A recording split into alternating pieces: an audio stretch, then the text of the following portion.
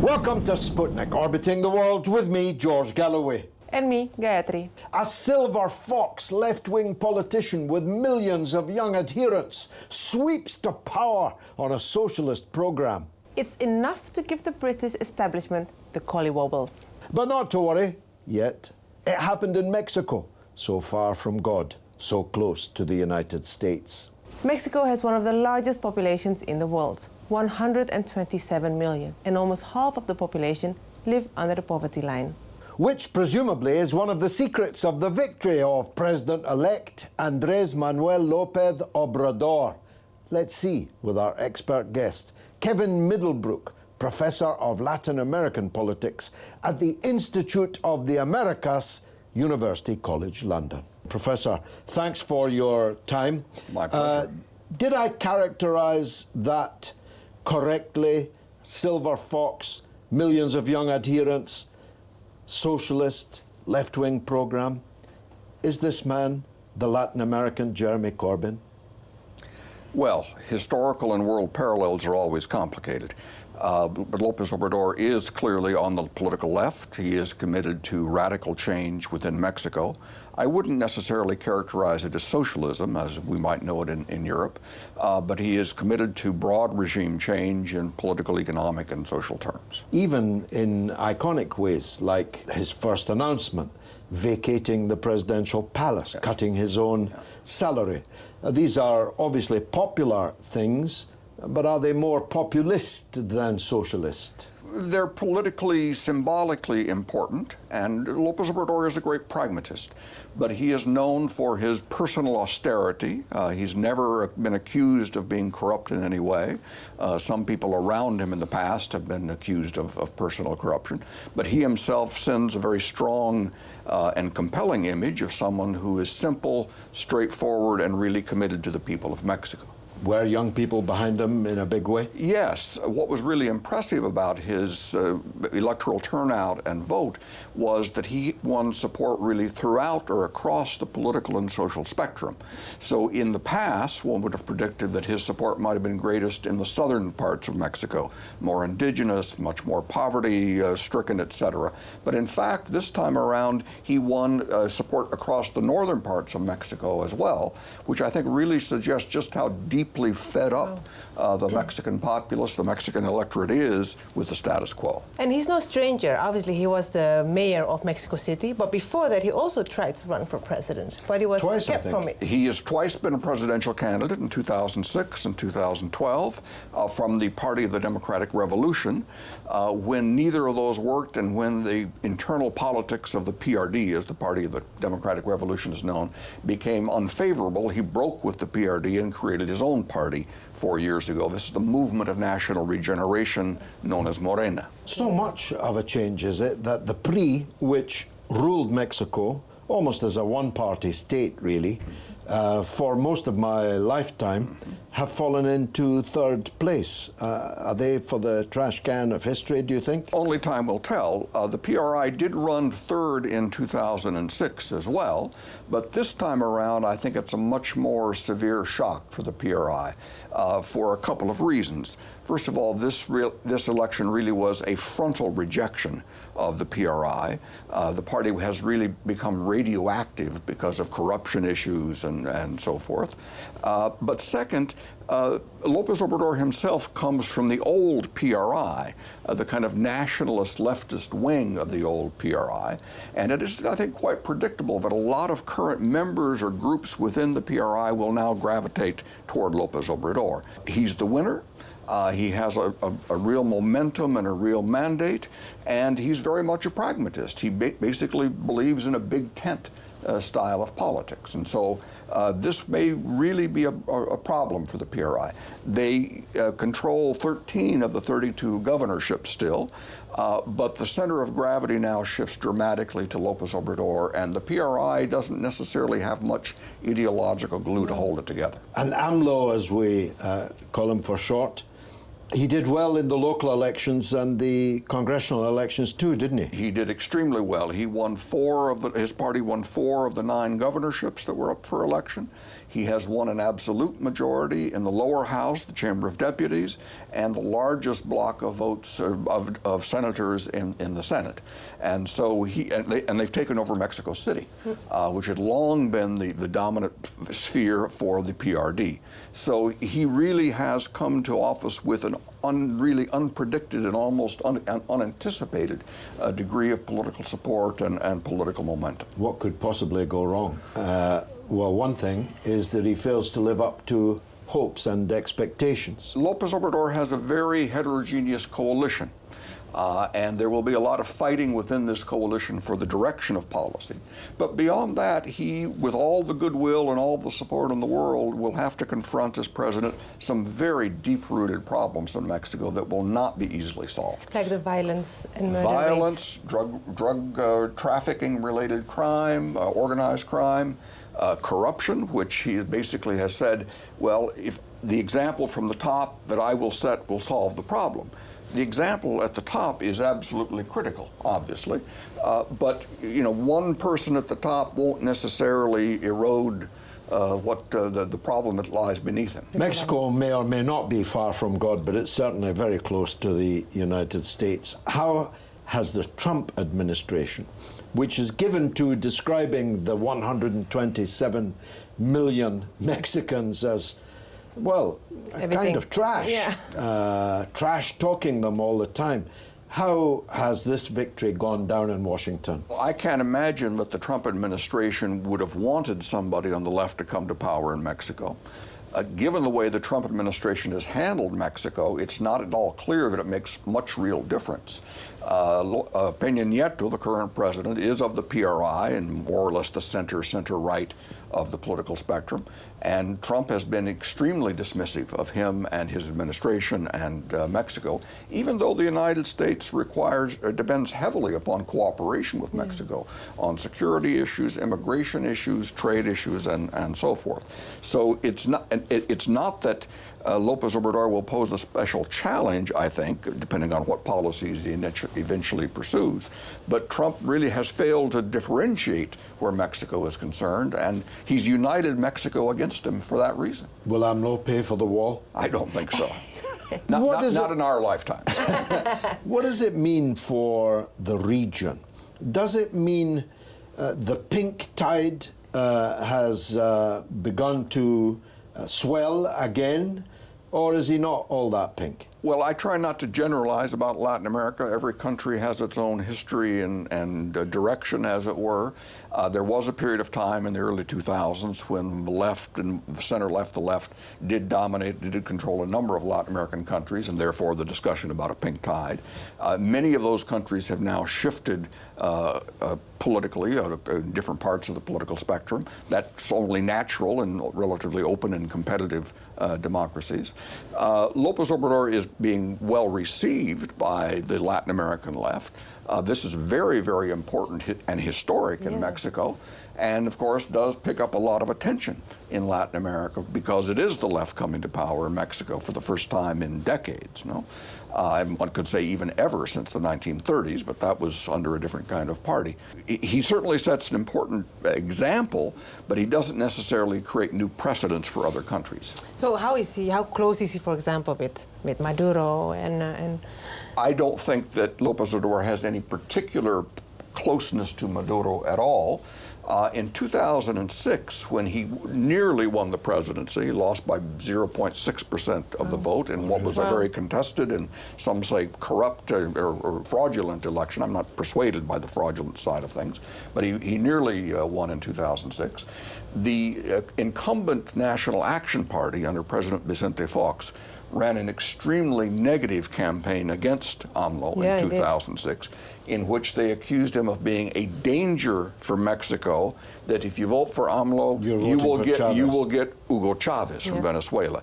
And that did scare lots of Mexican voters. So I don't think that Lopez Obrador, whatever he might feel in his own heart in terms of a sympathy for the Chavista project in Venezuela, will be tempted to become too close to the Maduro administration, which is now very much criticized across most of Latin America. And any proximity to them would only rebound and hurt him, I think, as he tries to move forward on a progressive path in Mexico. I mean, I know you don't want to make comparisons, and I understand your point that every country has its specific characteristics. Can we even say that he's in the Lula, Kirchner kind of groove? Would that be fair? Yes. I mean, again, I wouldn't draw specific parallels, but he did come to power by electoral means. He is very committed to transforming the country in economic and social terms as they were in their own countries.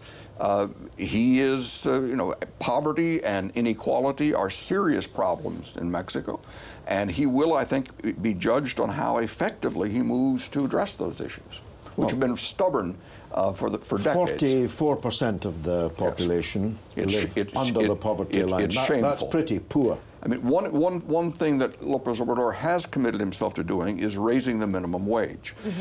Mexico, for decades, has essentially engaged in wage repression, holding wages down as a way of competing with the Chinese for the U.S. market. That's a ridiculous development strategy over the long term, and it's had very negative consequences. And I think there is one area in which he can make significant progress. Lastly, NAFTA. Is it survival more or less likely now that AMLO's in power? AMLO's coming to power, I think, is not the decisive factor. Donald Trump is the decisive factor. The Lopez Obrador team has, before the election and now since the election, said that they basically agree with the strategies that the current administration, the Peña Nieto government, has taken in trying to renegotiate NAFTA 2.0. And they're very hopeful that the negotiations will be concluded before December 1 when they formally take office.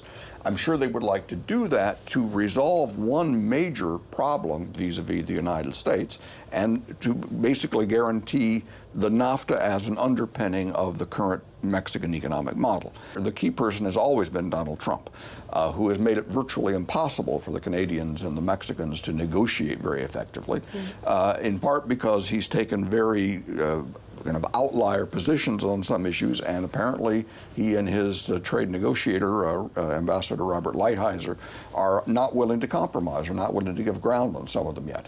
And so it's really in Trump's hands more than it is in Lopez Obrador's hands. Professor, that's been very helpful. Thanks for coming on the Sputnik. Coming up next, it's only rock and roll, but we like it. Stay tuned.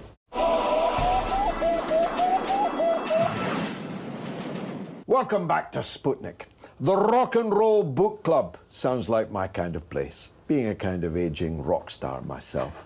Walk into any bookstore and count the number of titles produced by rock stars, film stars, celebrities of all kinds, and you will quickly see these titles dwarf all other genres.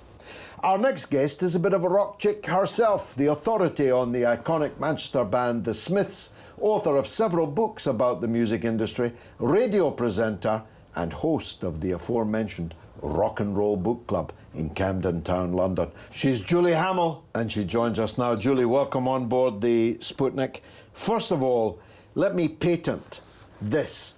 The Rock and Roll Book Club is a great title for a movie.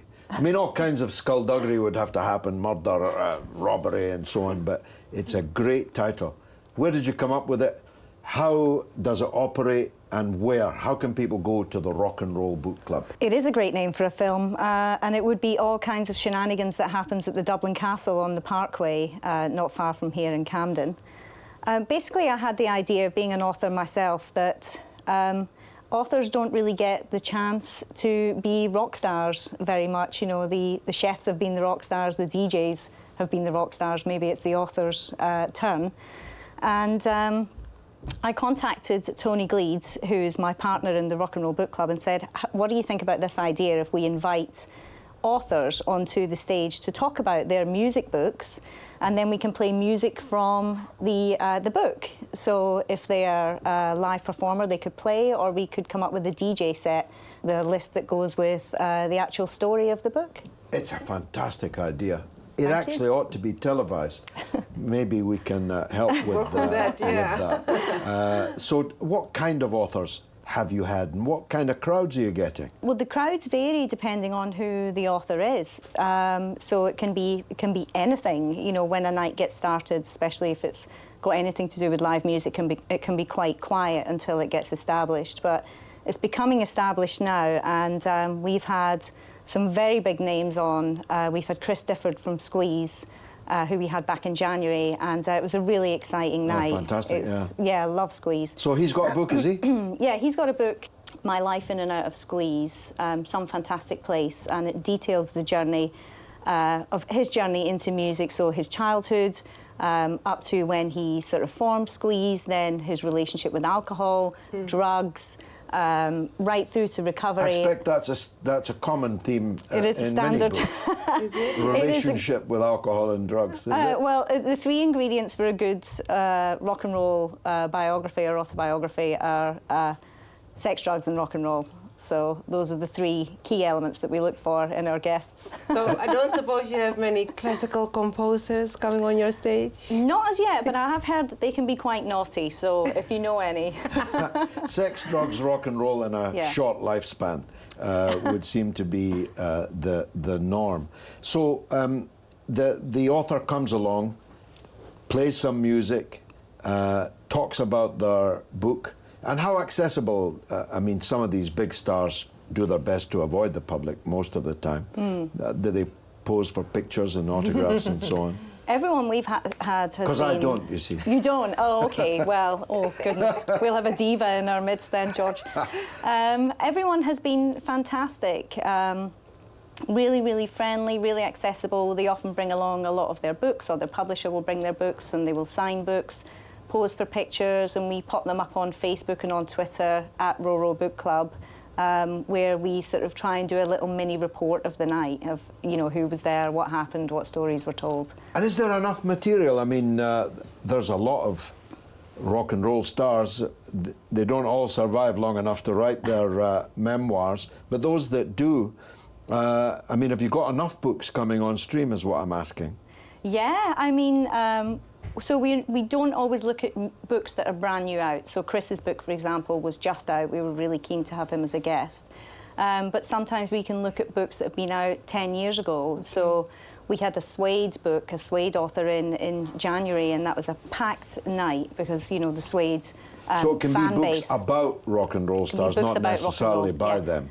Biographies, autobiographies, or a rock and roll star that has written a novel, or a sort of book about a genre. So we just had a book last month all about punk, which was by Nikki Weller, Paul Weller's sister, and Barry Kane, who was the punk correspondent throughout the late 70s. And the stories... Was that raucous? Were they pogoing, spitting? The stories that were told that night have to stay in that night. You have to buy a ticket if you want to know that what is not in the book is what's most interesting. Well, that is a bigger field then. And of course, books about the music industry are legion. So you're never going to run out of material. But what kind of people are in your club? What kind of people come? Are they just fans, or are they people who've been in the business themselves? Yeah, it's a good question. We've had both. We get a lot of fans. So at the Suede night, you know, the word went out on social media, and a lot of the fans turned up. And then a few other people turned up. So, for example, Terry Edwards, who is the author of this Madness book, which is about One Step Beyond, which is about the first Madness album.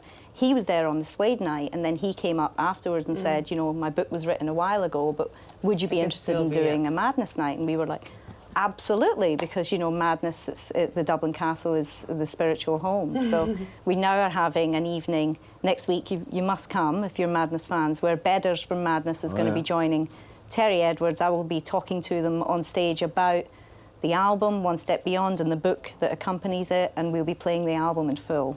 Fantastic. And what about your own books? Can you tell us about your own books? Sure. The first book that was released was a book about Morrissey. It's called 15 Minutes with You.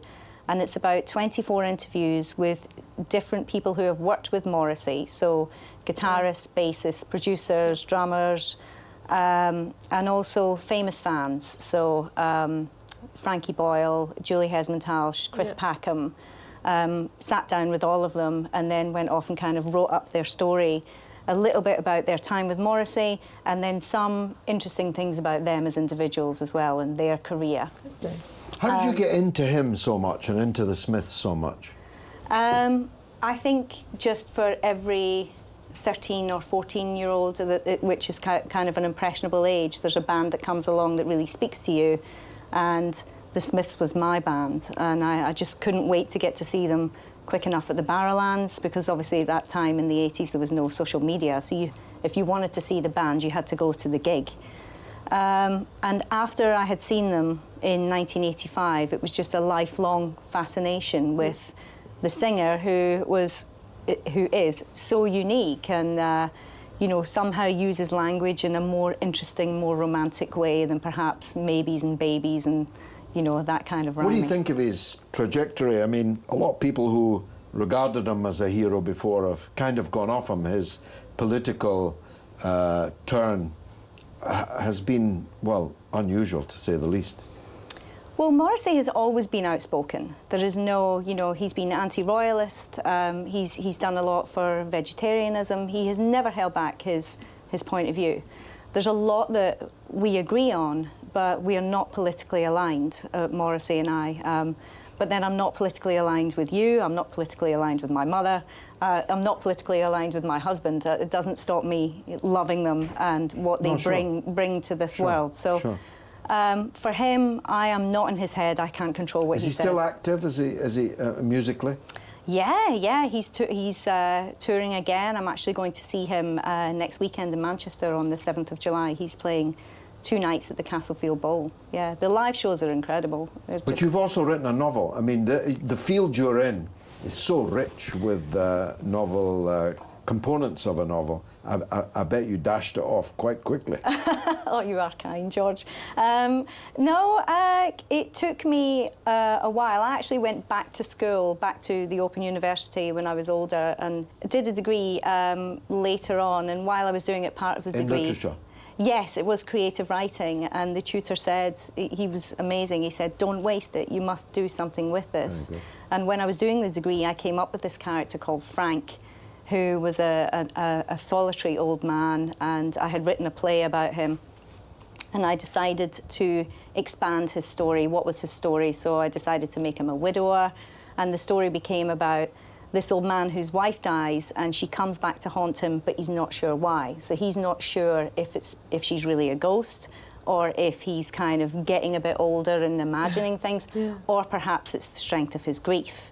So as we go through the book, you sort of do see the haunting, as it were, occurring.